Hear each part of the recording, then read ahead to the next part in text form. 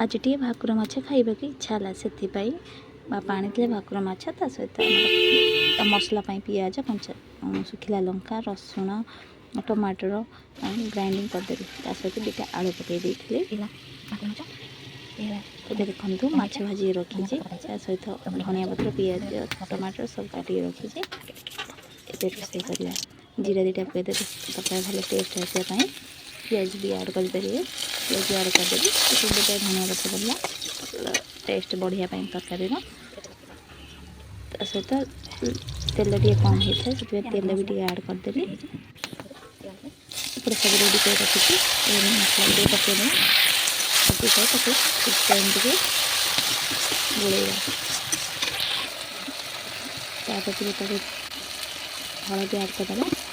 लुण टे आड करवा तरकारी स्वाद अनुसार टमाटो टे आड करदेगा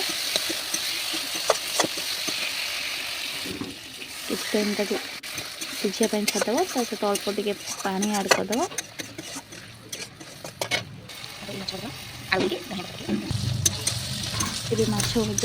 माछ आलू सब भाजी रेडी कर रखी मसला टे हो सारापर स्वाद बढ़िया टे तेंतुल खटा हो कि आंबुल खटा हो तरकारी स्वाद बढ़िया टे आड करदेव तेंतुल खटा जो हुए दौड़ी तार पानी देदेव टेस्टा बढ़ी आंबुल खटा जो होती पकईदेव एबे फिंटी सारापर किसी टाइम तक आड कर मिसईकी कषि सारापर तादेह आलू पकईदेव भजा आलू पकईदे किसी टाइम भी कषिब तापर से तरकारी अनुजाई जी झोल रखा कथा ताद पानी आड करदेव सारापर फुटुथिया झोल माछ आड करदेव तापर किसी टाइम फुटा छाड़देव धनिया पत्र टे आड करदेव